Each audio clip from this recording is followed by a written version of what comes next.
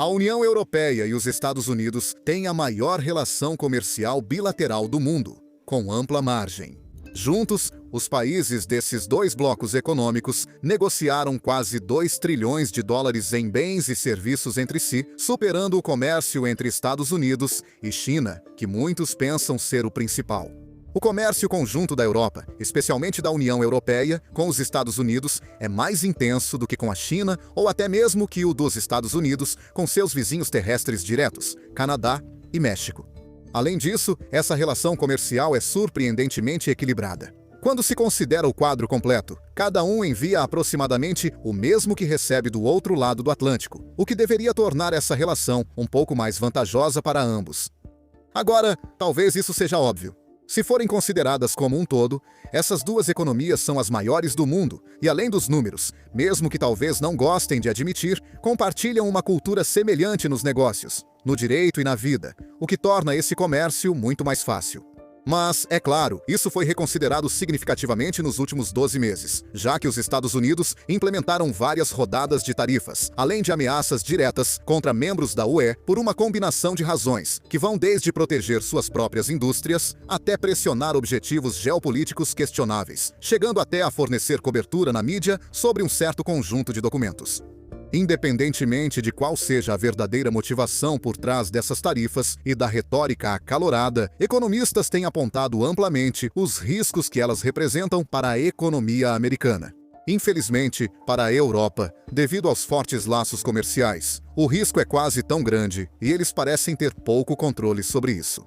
Isso levou, logicamente, os países que compõem esse grupo a reconsiderarem o quanto eles são dependentes dessa potência cada vez mais errática e o quanto realmente querem ser dependentes no futuro.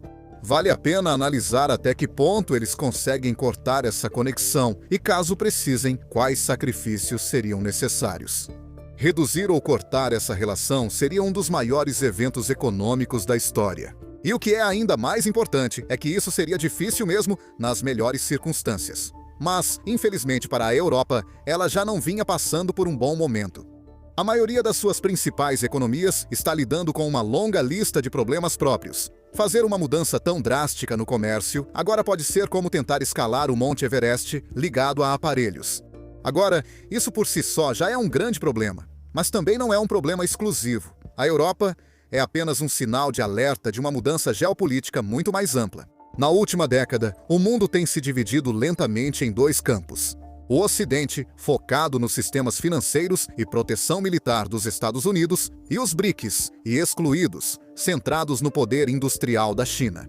O fato de ambos os capitães de equipe trazerem tanta bagagem geopolítica levanta a questão de por que potências médias não cooperam entre si, para evitar serem intimidados pelos caprichos desses dois países. Parece ótimo, mas isso seria possível sem sacrifícios econômicos insustentáveis para as pessoas comuns?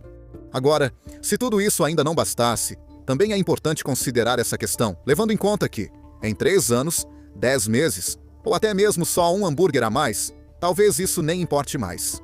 Seria possível que a Europa e outras potências médias se tornassem independentes dos Estados Unidos e da China? Quais sacrifícios seriam necessários para alcançar isso? Seria viável no prazo? E o que isso significa para os países presos no meio? Não estou falando de ninguém em particular, mas estou falando especificamente do Reino Unido. Para entender a dependência europeia dos Estados Unidos, é preciso analisar como essa relação se formou. A parceria econômica transatlântica atual não surgiu por acaso. Foi uma relação geopolítica criada após a Segunda Guerra Mundial para conter o comunismo e a influência soviética. Essa relação se consolidou economicamente em 1948 com o Plano Marshall, quando os Estados Unidos forneceram 13 bilhões de dólares em ajuda aos amigos devastados pela guerra e antigos rivais na Europa. O plano era simples. Os Estados Unidos forneceriam recursos financeiros aos países europeus devastados pela guerra para reconstruir a indústria privada e a infraestrutura pública, restaurar a produção e revitalizar o consumo. Em seu discurso, o general George Marshall destacou que a relação era benéfica para ambos e que as consequências econômicas da guerra para os Estados Unidos eram claras. O plano tinha condições e não era caridade. Os países participantes precisavam criar sistemas multilaterais de pagamento e comércio na Europa, avançar na conversibilidade das moedas, reduzir restrições às importações dos Estados Unidos e aumentar exportações para lá.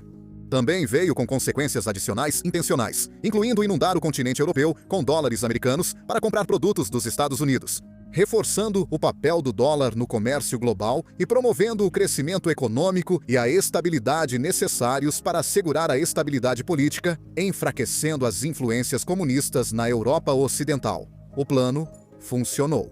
16 países receberam fundos do Plano Marshall, destacando-se Alemanha, França e Reino Unido. A Europa iniciou seu período de crescimento econômico mais rápido da história. Em 1950, todos os países já tinham recuperado ou superado a produção industrial pré-guerra. O plano, porém, fez ainda mais. A fundação das relações transatlânticas, que levariam à OTAN, e uma estrutura inicial para o que acabaria se tornando a União Europeia, haviam sido estabelecidas. O plano dos Estados Unidos para o pós-guerra havia dado certo.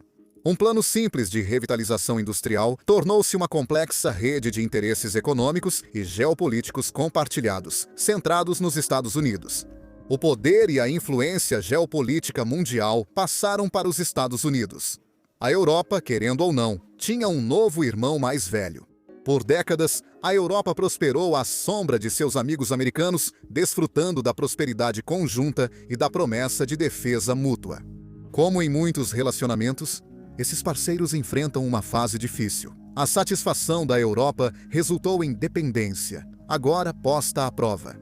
Esses aliados conseguirão superar este período difícil e manter a segurança e a estabilidade que conheceram nos últimos 70 anos? Ou a Europa precisará repensar seu papel? Falaremos mais sobre isso a seguir. Vamos analisar o quão codependente é esse relacionamento. Para entender como uma mudança na dinâmica poderia se desenrolar e quão dolorosa ela poderia ser, é preciso antes explorar sua real complexidade. A China lidera as exportações mundiais, mas Estados Unidos e União Europeia têm a maior relação comercial multilateral, movimentando quase 2 trilhões de dólares em bens e serviços pelo Atlântico por ano. Para contextualizar, a União Europeia exporta mais de 545 bilhões de dólares em bens para os Estados Unidos, mais que o dobro do total exportado para a China. E eles recebem 365 bilhões de dólares em bens vindos dos Estados Unidos, ficando atrás apenas das importações provenientes da China. Principais exportações da União Europeia para os Estados Unidos são maquinário pesado e de ponta, produtos farmacêuticos e automóveis. E as maiores importações deles são máquinas, principalmente computadores e telefones, minerais, principalmente produtos energéticos à base de petróleo e produtos químicos. Esses parceiros não negociam por diversão, mas sim produtos essenciais para o funcionamento de suas economias e sociedades. Fábricas americanas dependem de máquinas alemãs de precisão e muitos medicamentos inovadores vêm da Dinamarca. A Europa depende muito da energia dos Estados Unidos, especialmente GNL, e de produtos tecnológicos acabados. Se fizermos cálculos rápidos, veremos o principal argumento dos Estados Unidos. Eles têm grande déficit comercial com a União Europeia.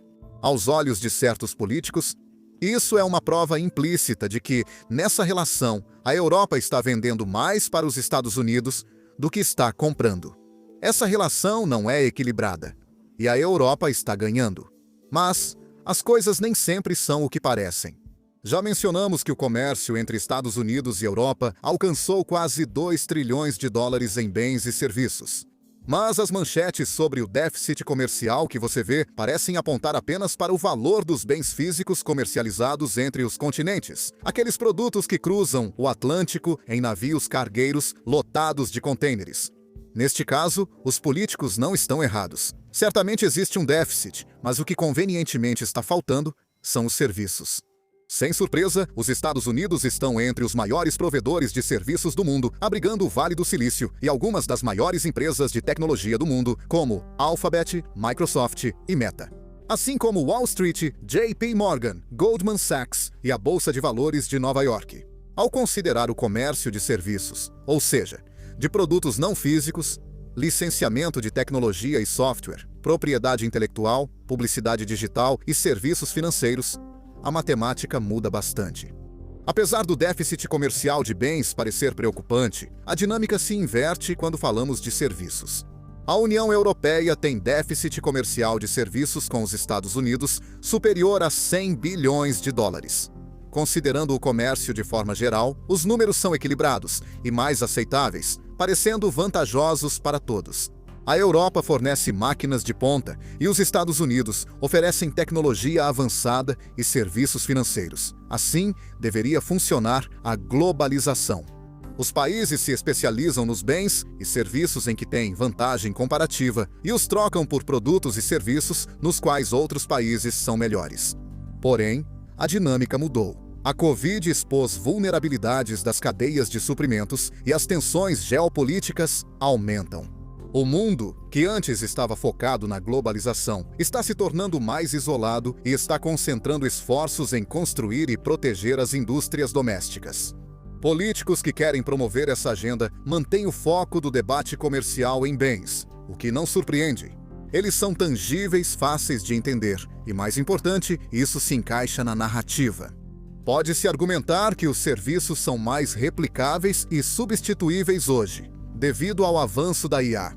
Você não pode eliminar a dependência de gás natural liquefeito só com tecnologia. Por isso, os Estados Unidos acham que tem vantagem. Até agora, discutimos apenas os bens e serviços trocados entre os dois parceiros. Junto a esse comércio, vêm os investimentos, conhecidos como fluxos de investimento estrangeiro direto. A União Europeia e os Estados Unidos têm a maior relação de investimento do mundo, respondendo por quase 2/3 do investimento estrangeiro nos Estados Unidos. O sistema econômico atual é verdadeiramente global. Empresas europeias que vendem para os Estados Unidos também investem em fábricas e centros de negócios no continente, além de transportar mercadorias pelo Atlântico. Mais de 3 milhões de empregos nos Estados Unidos dependem de investimentos da União Europeia. Essa relação é mútua. A Europa segue como principal destino dos investimentos dos Estados Unidos, apesar da ideia de que o dinheiro vai para países de baixo custo, como Brasil, Índia e China. No total, a Europa representa 2/3 de todo o investimento externo dos Estados Unidos na última década.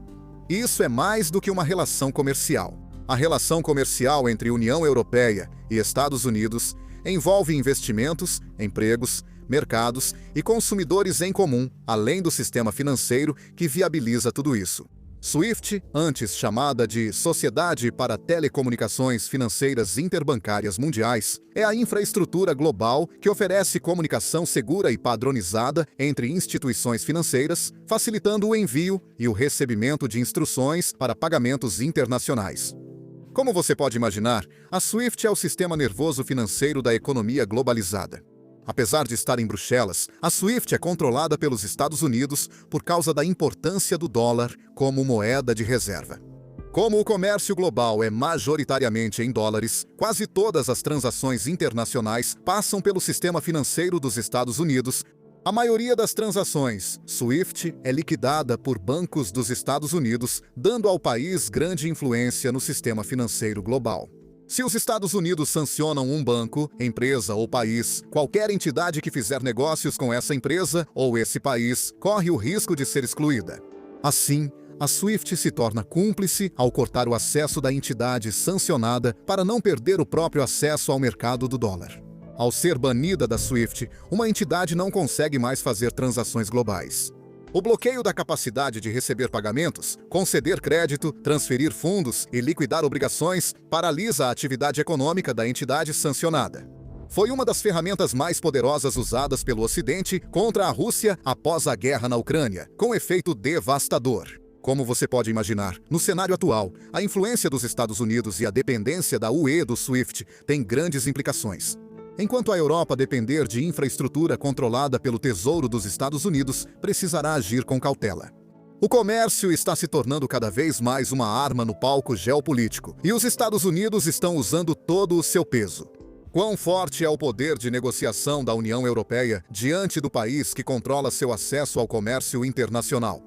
Para ser independente, a União Europeia precisará de infraestrutura financeira sem depender da aprovação de Washington para transferir euros. Outros já fizeram isso. O BRICS Pay é, bem, A tentativa das nações do BRICS de garantir seu próprio sistema de pagamentos transfronteiriços. A China tem o CIPS e a Rússia desenvolveu sua versão, o SPFS. Tentativas de países não ocidentais de se proteger dos caprichos dos Estados Unidos. Para contextualizar, o SPFS russo tem parceria com 124 instituições financeiras em 24 países. O SWIFT conecta mais de 11 mil bancos em todo o mundo, e a coordenação de trocas intercontinentais não é uma tarefa fácil. Desenvolver uma versão europeia do SWIFT não é uma tarefa simples. É um objetivo ambicioso, mas pode atrair a ira dos Estados Unidos, agravando uma situação já delicada. Quem sabe? Talvez os avanços em criptomoedas e blockchain eventualmente abram caminhos alternativos para o comércio internacional, reduzindo a dependência do mundo em relação ao SWIFT, inclusive da Europa. Só o tempo dirá. Por enquanto, isso continua sendo um trunfo proverbial nas mãos dos americanos. Mais conscientes do que nunca de sua dependência dos Estados Unidos e da aparente falta de poder de barganha, a União Europeia não ficou de braços cruzados. A União Europeia passaram o último ano tentando diversificar. Em janeiro, União Europeia e principais economias da América Latina assinaram o Acordo UE-Mercosul, permitindo o livre comércio entre os 27 Estados-membros da União Europeia, a Argentina, o Brasil, o Paraguai e o Uruguai. Após 25 anos de negociações, a União Europeia assinou o acordo. Presumivelmente, com mais disposição, já que seus parceiros na América, agora protecionistas, aumentam tarifas e ameaçam impor mais. O acordo estabelece uma nova zona de livre comércio entre dois grandes blocos, abrangendo mais de 700 milhões de pessoas e valor acima de 111 bilhões de euros. América e China estão fora, e a Europa não é a única potência intermediária buscando seu papel nesse novo mundo. Do outro lado do Pacífico, além do Reino Unido, existe o Acordo Abrangente e Progressivo para Parcerias Transpacíficas, ou CPTPP, um bloco de livre comércio de 12 nações que inclui Japão, Austrália, Canadá e Reino Unido. Juntas, essas nações representam a quarta maior zona de livre comércio do mundo, que inclui 14,4% do PIB global e 7,7% da população mundial. Com líderes do comércio mundial voltados para seus próprios interesses, cresce o interesse nesses blocos de potências médias. Em 2026, relatos indicam que a União Europeia está interessada em explorar uma aliança econômica com o CPTPP, e o Canadá tem sido bastante aberto sobre sua disposição em ajudar a tornar isso realidade. Se bem-sucedido, cerca de 40 países e mais de 1,5 bilhão de pessoas se uniriam em um acordo de livre comércio, sem influência dos Estados Unidos e China. Então, digamos que a Europa decida que é hora de recuperar um pouco de independência e se firmar mais por conta própria. Eles se afastam dos Estados Unidos e tentam se aproximar dessas novas alianças latino-americanas e do Pacífico. Quem sai mais prejudicado? Lembre-se, quando falamos sobre a União Europeia, estamos na verdade falando sobre 27 Estados-membros independentes. Apesar de uma ruptura ser dolorosa para todos, a participação no comércio e produção econômica no continente não é igual. E o peso também não. Resumindo, Alemanha. Apesar de ser o centro econômico da Europa, sua situação nessa separação hipotética seria instável. A Alemanha é o terceiro maior exportador mundial, atrás da China e dos Estados Unidos. Isso não ocorre só na relação com os Estados Unidos. A economia alemã depende muito das exportações, com quase metade dos manufaturados indo para o exterior. A Alemanha é o principal exportador para os Estados Unidos, posição delicada se a relação entre os países piorar. No total, a Alemanha exporta mais de 180 bilhões de dólares em produtos para os Estados Unidos, anualmente mais de 10% de todo o seu comércio, importando metade desse valor em troca. Dessa forma, o setor industrial alemão depende muito mais dos Estados Unidos do que os Estados Unidos dependem da Alemanha. O sistema econômico alemão agrava ainda mais o problema. O Mittelstand é a base da indústria alemã, composta por pequenas e médias empresas especializadas que lideram o setor, muitas vezes focadas em produtos de nicho como máquinas de precisão de alto padrão. Curiosamente, máquinas de alto padrão são a principal exportação para os Estados Unidos, seguidas de automóveis. A manufatura especializada é a principal força da Alemanha, respondendo por quase 20% do PIB.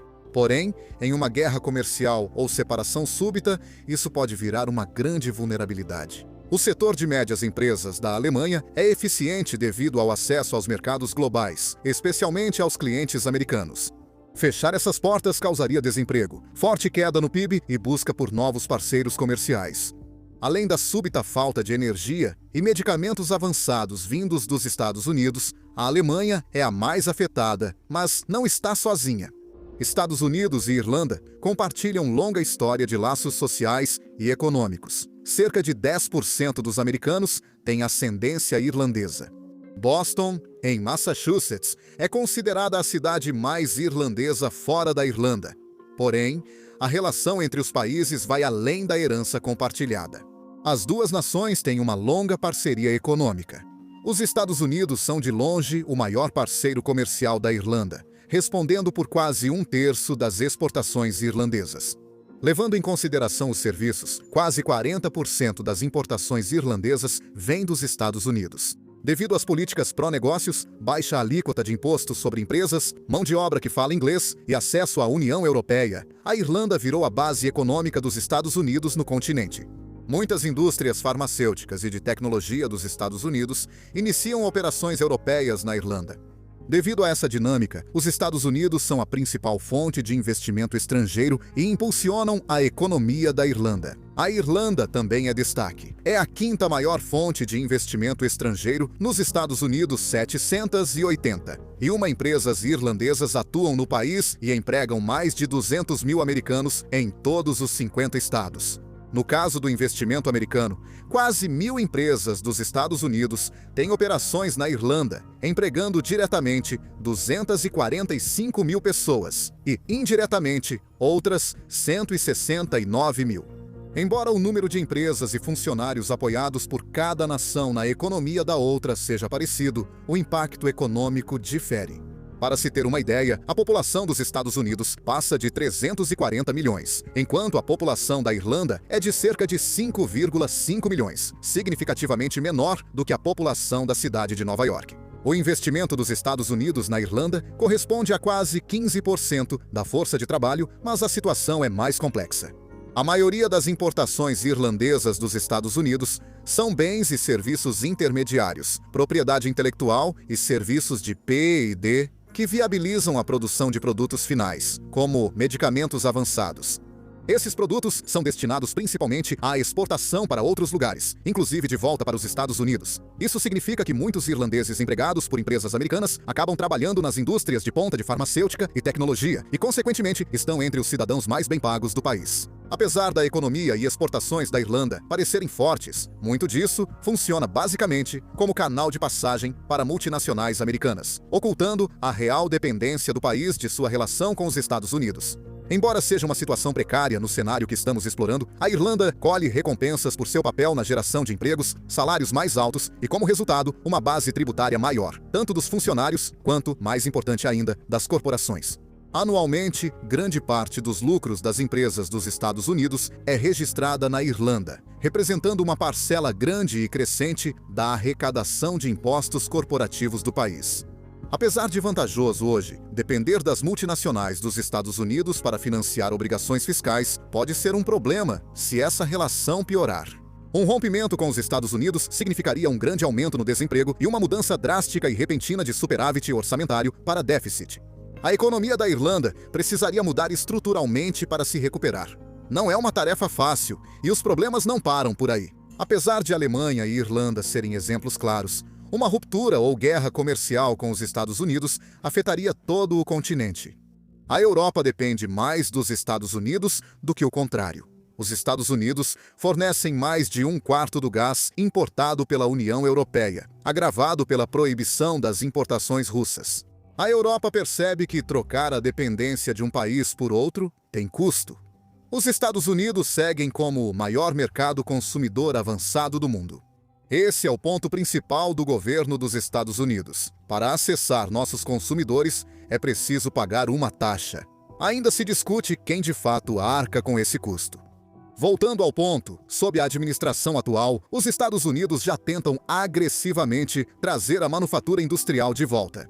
As empresas estão sendo pressionadas a investir no mercado interno por meio de uma combinação de incentivos fiscais e crescente pressão política. E embora os Estados Unidos dependam da Europa para máquinas especializadas e as corporações americanas aproveitem brechas fiscais de países como a Irlanda, essas não são questões decisivas para os Estados Unidos.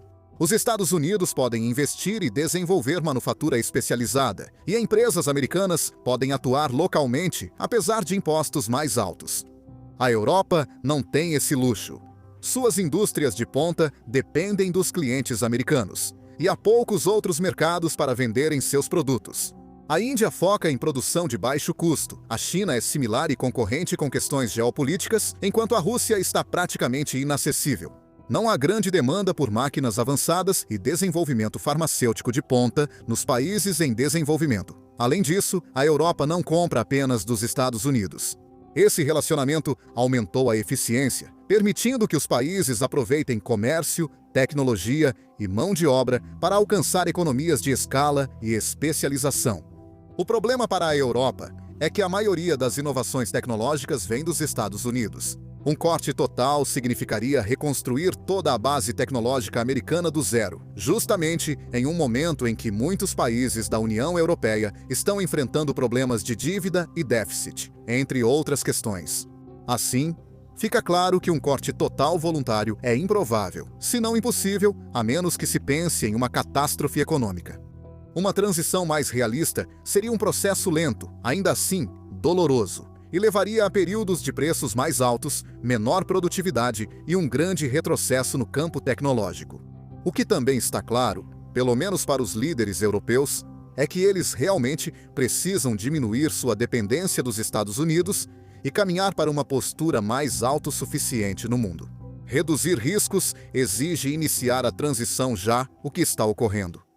Em janeiro, a presidente Ursula von der Leyen, da Comissão Europeia, fez discurso especial no Fórum Econômico Mundial em Davos. Nele, ela apresentou claramente seu argumento por uma nova Europa, chamando a mudança sísmica que estamos vivendo hoje de uma oportunidade, na verdade, uma necessidade de construir uma nova forma de independência europeia. Ela propôs reposicionar a Europa como parceiro comercial global e tornar a União Europeia menos burocrática e mais favorável aos negócios. Ela não está sozinha. Líderes europeus reconhecem suas vulnerabilidades, e o conforto com o status quo deixou de ser um luxo. Há mais de 80 anos, a Europa conta com a proteção dos Estados Unidos e seu grande orçamento militar.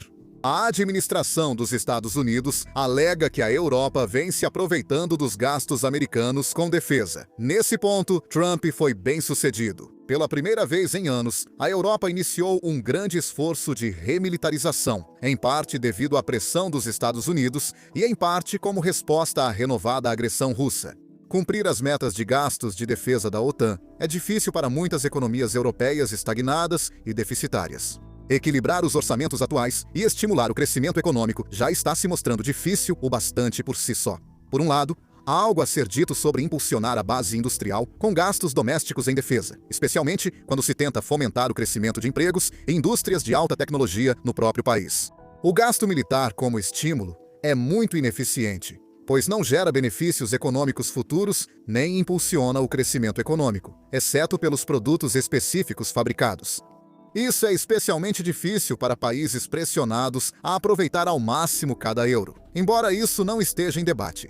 Os Estados Unidos estão minimizando a importância da OTAN e, de repente, estão fazendo ameaças sobre anexar a Groenlândia, com ameaças comerciais, de guerra e de uso da força.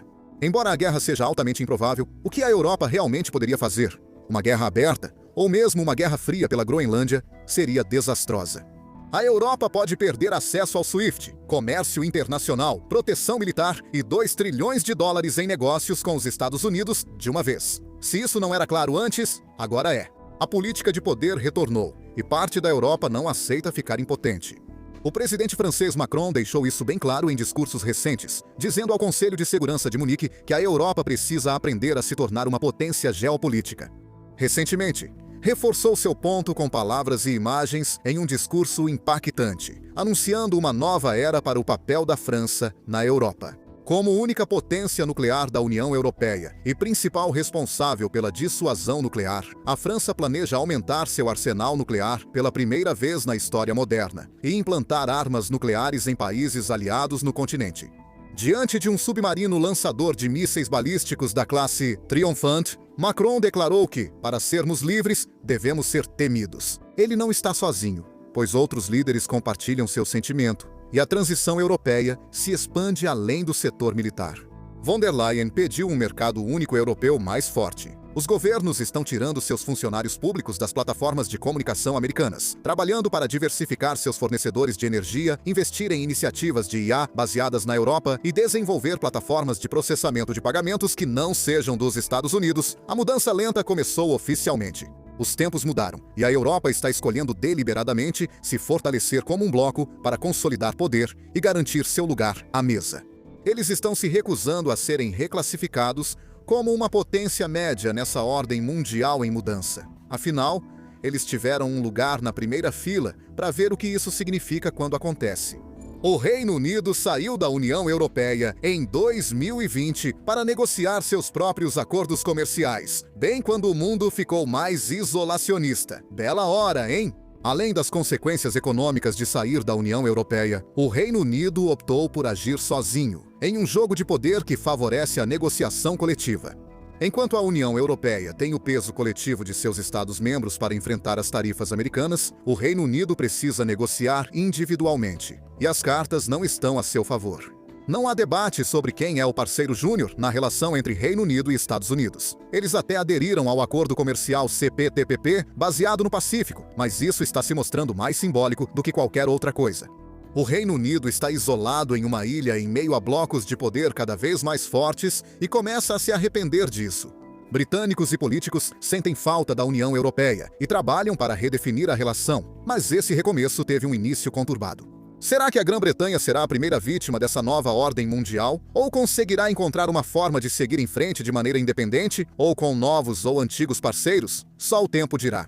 Falando em tempo, muito do que está acontecendo agora é resultado da atual administração dos Estados Unidos. Será que alguma dessas coisas ainda vai importar daqui a 3 anos? Como economistas, fingimos estar acima da política. Mas uma influencia a outra, e neste caso, a política mudou essa relação econômica. A era de guerras comerciais, tarifas e ameaças não representa o desejo da maioria dos americanos. São prerrogativas do presidente Trump e de seu gabinete, e com seu partido no poder, houve pouca resistência política. Por enquanto, cada vez mais, parece que o governo pode perder muito poder nas próximas eleições de meio de mandato de 2026, enquanto os eleitores enfrentam dificuldades com tarifas, custo de vida e a guerra no Irã. Mas nada se sabe de verdade. Donald Trump é quem pode desafiar as pesquisas. Porém, o sistema político dos Estados Unidos costuma oscilar entre espectros políticos a cada poucos anos, como um pêndulo. Afinal, um presidente só pode cumprir 2 mandatos, certo?